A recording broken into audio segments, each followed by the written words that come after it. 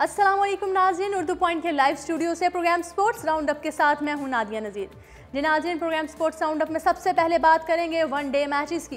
पाकिस्तान और न्यूजीलैंड के दरमियान दूसरा वनडे मैच आज खेला जा रहा है। पाकिस्तान और न्यूजीलैंड के दरमियान 3 मैचेस पर मुश्तमिल सीरीज़ पर दूसरा मैच जो है वो शुरू हो चुका है। न्यूजीलैंड ने पाकिस्तान के खिलाफ टॉस जीतकर पहले बल्लेबाजी का फैसला किया।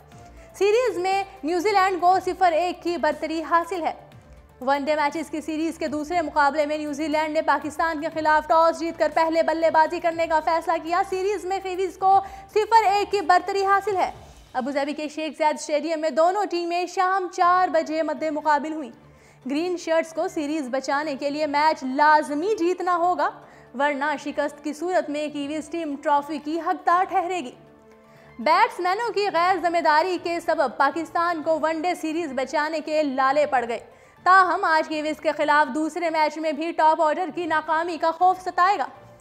T20 क्रिकेट में रिकॉर्ड 7 फतुहात हासिल करने वाली पाकिस्तानी टीम की वनडे में कारकर्दगी यकसन मुख्तलिफ है।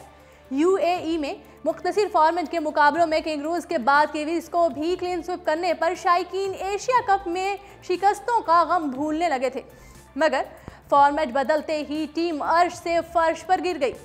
T20 क्रिकेट में लड़खड़ाकर संभलने, कम हदफ का दिफा करने और बड़े टोटल का कामयाब ताक़ुब करने वाले ग्रीन शर्ट्स की पुरानी बीमारियां अबू धाबी में पहले वनडे में फिर से लौट आईं।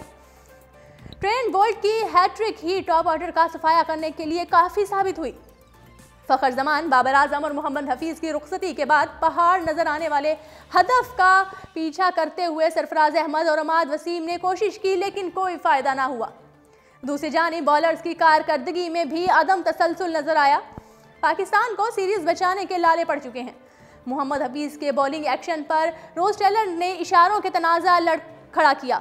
स्पिनर्स का एतमाद भी मजरूह हुआ, लेकिन पाकिस्तान के पास शादाब खान और अमाद वसीम समेत सिल्वर बॉलर्स की कमी नहीं है। शुएब मलिक भी मुफीद साबित हो सकते हैं। असल मसला टॉप ऑर्डर के फ्लॉप होने की दरीना बीमारी है। अबू धाबी के शेख ज़ायद स्टेडियम में दोनों टीमें शाम 4 बजे मद्दे मुकाबिल हुई। ग्रीन शर्ट्स को सीरीज बचाने के लिए मैच लाजमी जीतना होगा, वरना शिकस्त की सूरत में किवीज़ टीम ट्रॉफी की हकदार ठहरेगी। पहले वनडे मैच में शिकस्त के बाद कप्तान सरफराज अहमद अपने टॉप ऑर्डर की नाकामी पर खासे मायूस नजर आते हैं। जी नाजरीन, बात करते चलें कि हफीज़ के एक्शन पर एतराज़, मैच रेफरी की रोज टेलर को वार्निंग। मोहम्मद हफीज़ के बाउलिंग एक्शन पर एतराज़ करने वाले केवी बल्लेबाज रोज टेलर को मैच रेफरी ने तलब करके आइंदा जिम्मेदाराना रवैया रखने की हिदायत कर दी। कानून के मुताबिक कोई भी बल्लेबाज बाउलर पर एतराज़ नहीं कर सकता, ताहम एम्पायर किसी भी गैर कानूनी एक्शन वाले बॉलर को रोक सकता है। कप्तान सरफराज अहमद ने शदीद बरहमी का इजहार करते हुए कहा कि टेलर का काम बैटिंग है, एम्पायरिंग नहीं। रोज टेलर ने गैर महज़बाना तर्ज अमल इख्तियार किया और बिला वजह तनाज़ा खड़ा करने की कोशिश की। उनका रवैया स्पोर्ट्समैन स्पिरिट के खिलाफ था। दूसरी जानिब सवाल ये उठता है कि क्या न्यूजीलैंड ने मनसूबाबंदी के तहत हफीज़ को निशाना बनाया? आमतौर पर कौमी क्रिकेट टीम के कप्तान सरफराज अहमद अपनी ही टीम के खिलाड़ियों को डांटते या फिर टोकते नजर आते हैं, लेकिन न्यूजीलैंड के खिलाफ खेले गए पहले वनडे मैच में सूरत हाल कुछ मुख्तलिफ नजर आई और उसके बरक्स वो एम्पायर और हरीफ टीम के सबसे तजर्बाकार बल्लेबाज रोज टेलर से उलझते और उन पर बरम होते नजर आए।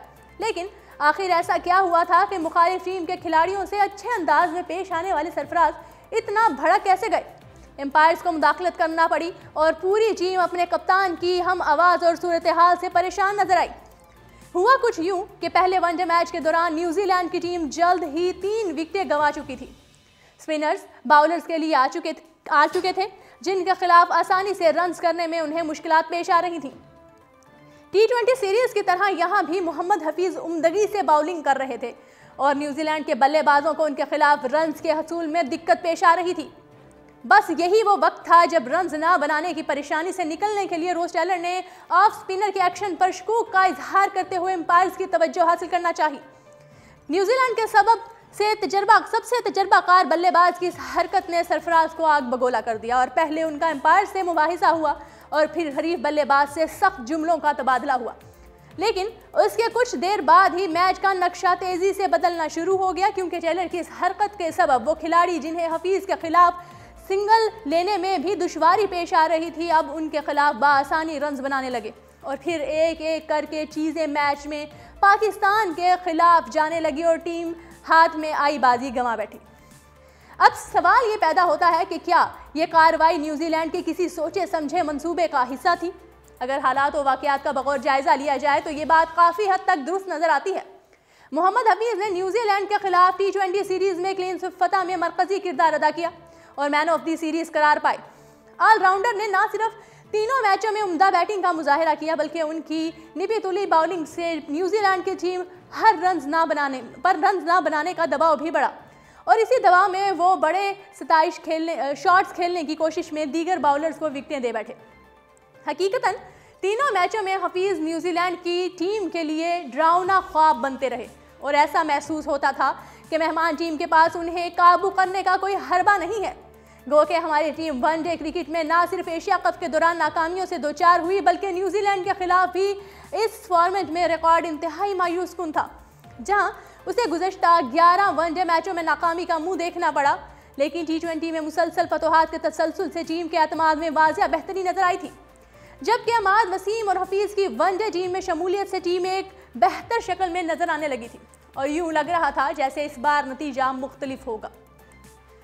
रमीज़ राजा का कहना है कि पाकिस्तानी बैट्समैन शॉर्ट बॉल खेलने की सलाहियत नहीं रखते, लिहाजा जनूबी अफ्रीका में टॉप ऑर्डर को मुश्किलात पेश आएंगी।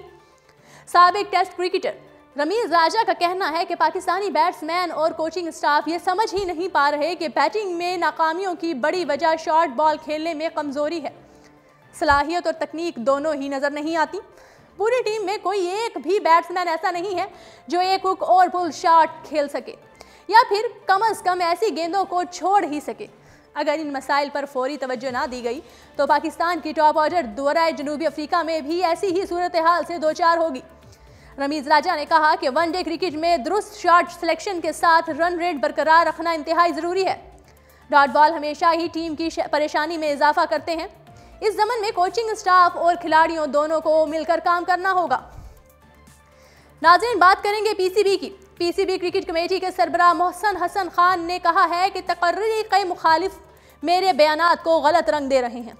मुल्क की खिदमत का जज्बा लेकर आया हूँ और चेयरमैन पीसीबी एहसान मानी को जवाबदेह हूँ। मोहसिन खान का कहना था कि मैंने अपने पूरे कैरियर में कभी नज़्म व ज़ब्त की खिलाफ वर्जी नहीं की, तफसीलात में नहीं जाना चाहता और मनफी रवैयों को नज़रअंदाज करते हुए आगे बढ़ना चाहता हूँ। दूसरी जानिब एक निजी टीवी से बात करते हुए मोहसिन खान ने कहा कि मुझे बोर्ड के सरबराह की तरफ से कोई फ़ोन नहीं आया जिसमें बयान देने से रोका गया हो। चेयरमैन ने खुद कह रहे हैं कि कमेटी की मुशावरत के बाद कप्तान का ऐलान होगा, तो मेरा बयान मुतनाज़ा कैसे हो गया। जी नाजरीन, शाहिद अफरीदी की बात करेंगे। शाहिद अफरीदी का कहना है कि इकबाल डे पर छुट्टी की बजाय खसूसी तलीमी सेशन होने चाहिए। इकबाल को खिराज अकीदत उनके नज़रिए को आगे लेकर चलने से दिया जा सकता है। कौमी क्रिकेट टीम के साबिक कप्तान शाहिद अफरीदी का कहना है कि इकबाल डे पर स्कूलों की छुट्टी की बजाय इकबाल की याद में खसूसी तालीमी सेशंस होने चाहिए। मेरी नज़र में यही बेहतरीन तरीका है। कौमी क्रिकेट टीम के साबिक कप्तान शाहिद अफरीदी ने समाजी राब्ते की वेबसाइट ट्विटर पर इकबाल डे की छुट्टी के हवाले से कहा कि इकबाल को खिराज अकीदत उनके नज़रिए को आगे लेकर चलने से ही दिया जा सकता है। हमारे बच्चे हमारा मुस्तकबिल हैं, उनको तालीम से हमकनार करें। शाहिद अफरीदी का कहना था कि इकबाल डे पर स्कूलों की छुट्टी के बजाय इकबाल की याद में खसूसी तालीमी सेशंस होने चाहिए। मेरी नज़र में यही बेहतरीन तरीका है। जी नाजरीन, उर्दू पॉइंट के लाइव स्टूडियो से फिल वक्त इतना ही। खेलों की तमाम तर खबरों के साथ कल फिर होती है मुलाकात। कल तक के लिए दीजिएगा इजाज़त। अल्लाह निगहबान।